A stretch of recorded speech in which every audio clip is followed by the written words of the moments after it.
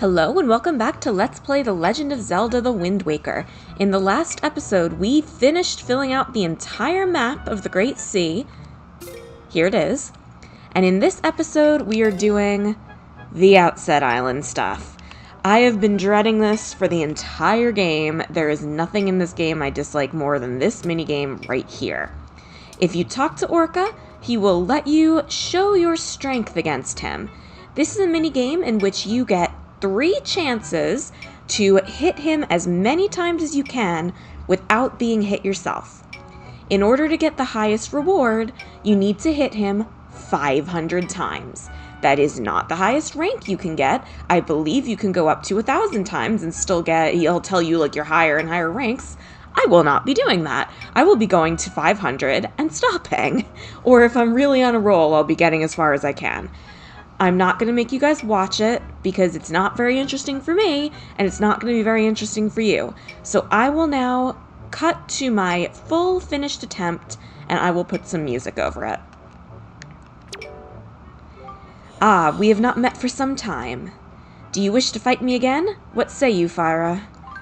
Not really, but sure.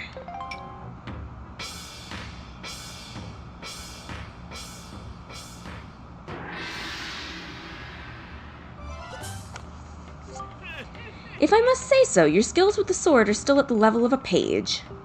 Very good. Try to hit me 100 times or more before I hit you 3 times.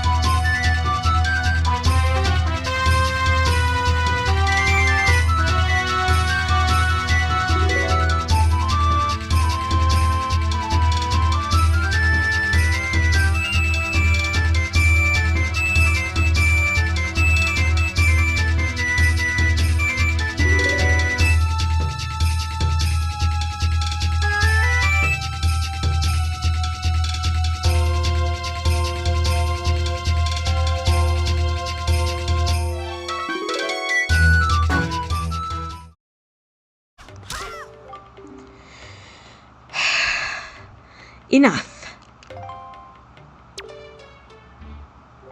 Impressive, Fyra. I lost count of how many times you struck me. You have learned all I have to teach, Master Fyra. Master, please take this. You get a piece of heart for hitting him 500 times, you get 50 rupees for hitting him 50, and you get, I believe, 100 rupees for hitting him 300 times. By the way, oops, I went to 1,000. Ah, how pleasant. My arm feels numb. Master, is your left index finger not numb? Not only my left index finger, but also my right index finger. Oh, I'm not going to play that again to get the extra rewards. Shall we, Fyra? Nope, absolutely not. Also, there's something I haven't shown off against him. If you hit him, he blocks it. If you hit him 3 times... What are you doing? If you hit him 5 times... Hey, Fyra!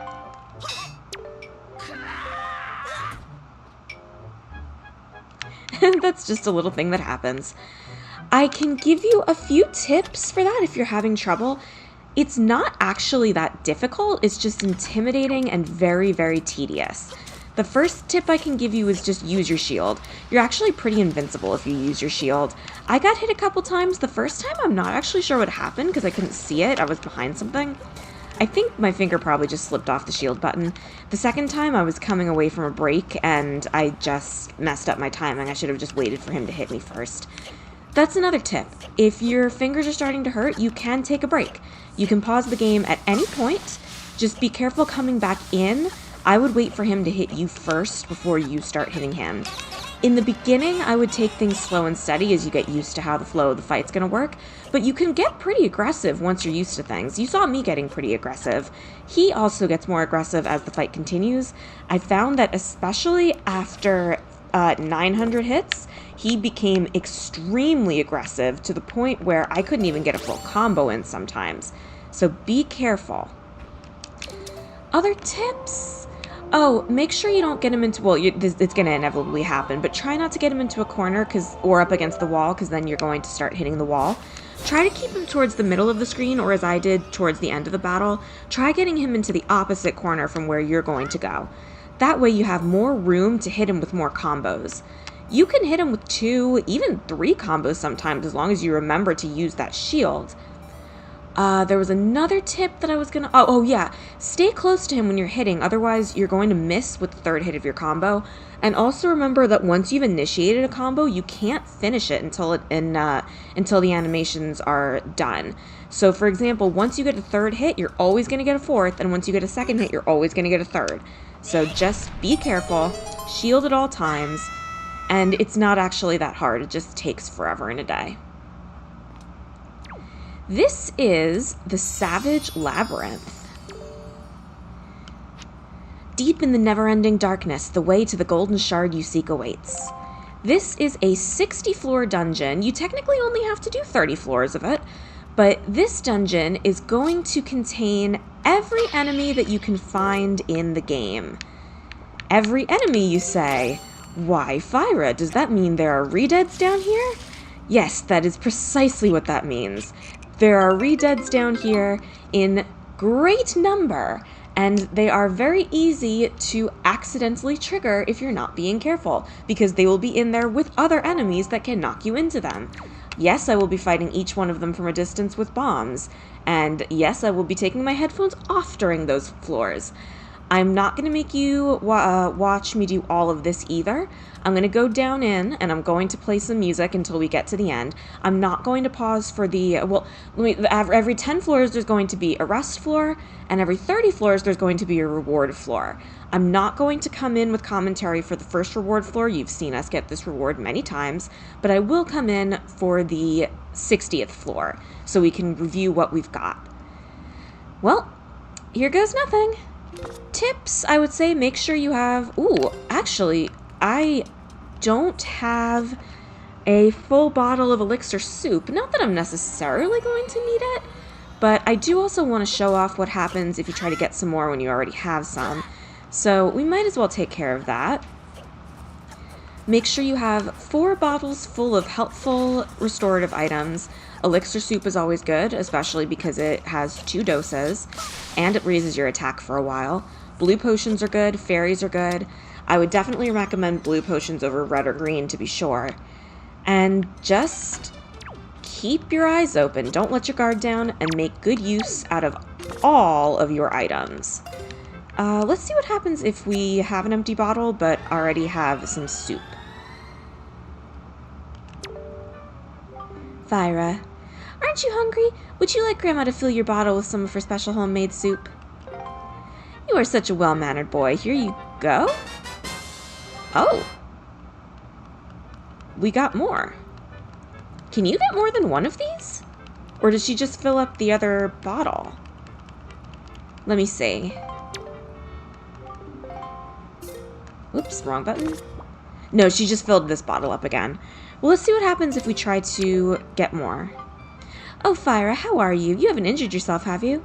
If you run out of Grandma's homemade soup, then you just come see me. I can make it for you whenever you like. Alright. Well, I'll meet you back up there. I restocked all my items. It's daytime because I needed to find Beetle's shop ship to get some bombs, and I thought I'd show you the other way to get up to the Savage Labyrinth, which is to come over here and use the hookshot. I refilled on magic, and I refilled on bombs, so we're all ready to go. One more tip I'll give you is the floors tend to go in the order. They have like themes based on what dungeons the enemies are from. So it starts with Jaggernu's Cavern, then it goes to Forbidden Woods, and then it progresses from there. So keep an eye on things, make sure you use your items wisely, and I'll see you at the end.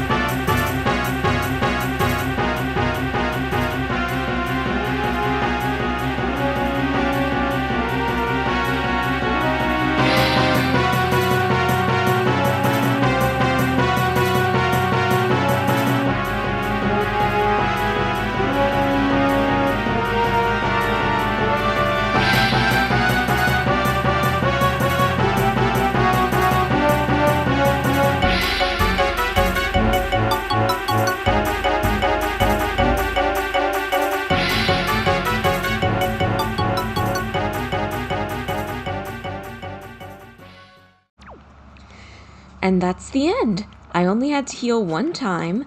Something important that I forgot to mention is that you can the monsters will drop no spoils or hearts, but you can steal them. And for that, we get a piece of heart. Is it worth going all the way through? Maybe, but it's fun. Even with the redeads, and I'm sure you noticed me making a few mistakes because I didn't have the sounds anymore. Since we're here on Outset Island, and since we're here cutting anyway, there is one last thing I want to do before we end the episode. Well, two last things, but one more thing I want to do that involves a lot of cutting away, and that is getting all of Beetle's items that he can send you in the mail. I'll just explain very briefly how I'm going to do this. I'm going to fill up my bait bag with Yoi pears, and then I'm going to use the Yoi pears until I'm out of them, and just continuously do that until I have enough points. I'm going to get 30 points right here, but after that, I'm just going to do this until I've grinded up to 60. You saved up 30 points. You earned a silver membership. We give a luxurious gift to all our silver members. It's the least we could do. I'll send it to you shortly. It should be arriving at a postbox near you any day. Promise me you'll wait anxiously for it. Next, try to earn our gold membership. Alright, I'll just meet you back here when he has something new to say about the gold membership. You've saved up 60 points. You've earned a gold membership. To you, our latest gold member, Beetle's shop ship offers a fabulous gift. It will be arriving soon at a red postbox near you. I hope you'll await it anxiously. And on top of that most special of gifts, you shall be treated as a VIP in our store. I wonder if he'll say anything different. Generally, over time, I have to raise the price of a product to keep up with inflation, but you, Mr. Customer, are a VIP. I'll sell to you at the same price I always have. But don't tell anyone about this. I'm not sure if that actually affects anything in-game. I'm gonna go use up the rest of my pears and I'll come back when it's time to look at those letters. The post box is wiggling, that means we've got mail. We've got 2 letters. This parcel has been sent cash on delivery. Yep, we gotta pay 10 rupees for it, on top of the money we've already spent. Notice to silver membership holders. Thank you for your frequent patronage of Beetle's shop ships. Since you have earned 30 points, you have been granted silver membership. All silver membership holders receive a special gift of 1 complimentary ID. It is valid at all Beetle shop ships, so bring it to a shop ship near you. I look forward to your future patronage, Beetle. You got the complimentary ID. Who knows what this is, but apparently you should take it to Beetle. Keep it in your delivery bag for now. We got one more. This one's also cash on delivery for 10 rupees. To all gold membership holders, thank you so very much for your continued patronage of Beetle shop ships. It has come to my attention that you have earned 60 shopping points. This entitles you to gold membership in my stores.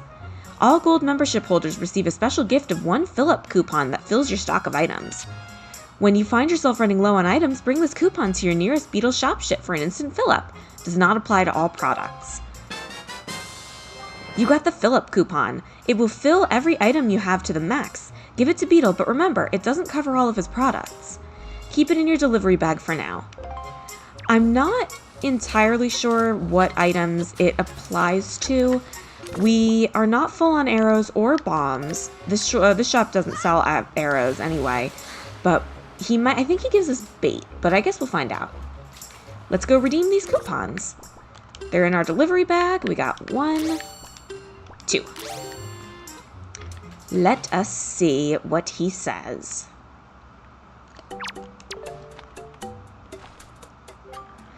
You want to use your complimentary ID? Okay, here it goes. You are so great, absolutely fantastic, incredible. And there you go. Isn't it nice to be complimented once in a while? It is, isn't it? That's the complimentary ID.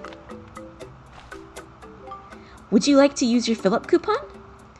Ready? Instant item fill-up. Be happy. We did not get bait, but we did get bombs and arrows. Okay, that's actually pretty good. Those are all the things I needed to show off here. What should I do? I think I actually want to show off a couple more things. There are 2 chests we didn't open purely because I was being silly, so I'm going to meet you there. The first island is Cliff Plateau Island. I spent so much time worrying about the Korok that not only did I not get this blue chew, I didn't even get the treasure chest, and this is one that I said that I didn't want to have to do again. Well, here we are anyway.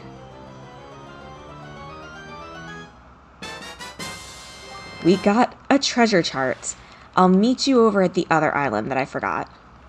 The other island we needed to come back to is, of course, the cabana. Once again, I got so focused on getting the Triforce chart that I completely forgot the whole reason I even put this place off was because you need the hook shot to get everything. So let's come up here, hook shot this tree, if we can.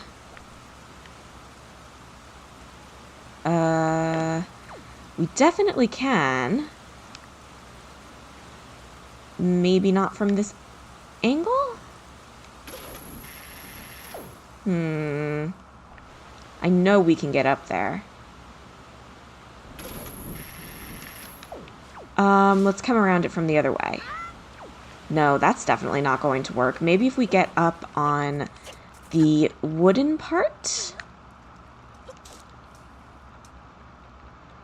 Maybe this'll work. Yeah, there we go. I believe there's a blue chew up here, although I could be wrong. Oh, I guess I'm wrong. Alright, here's the last thing we didn't get.